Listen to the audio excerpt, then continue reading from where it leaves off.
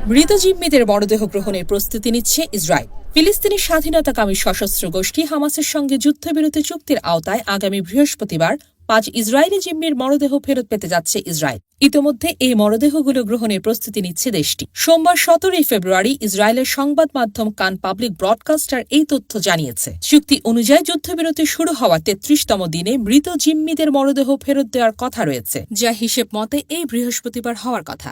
সংবাদ মাধ্যমটি জানিয়েছে, হামাসের বন্দিদশায় থাকা অবস্থায় এসব জিম্মি মারা গেছেন, তবে কিভাবে তাদের মৃত্যু হয়েছে সে বিষয়ে নির্দিষ্ট কোনো তথ্য প্রকাশ করা হয়নি। হামাসের দাবি, দখলদার ইসরায়েলি সেনাবাহিনী নির্বিচার হামলায় বেশিরভাগ জিম্মি নিহত হয়েছেন।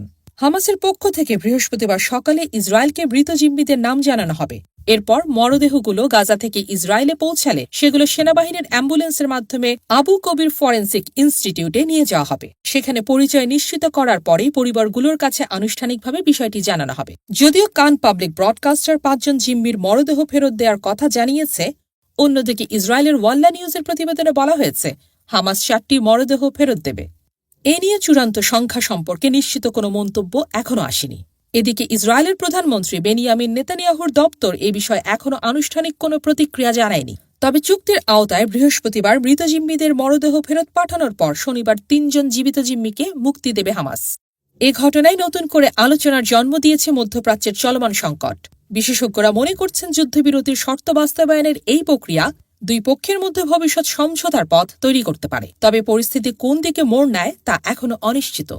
দেশ জগৎ ইন্টারন্যাশনাল ডেস্ক।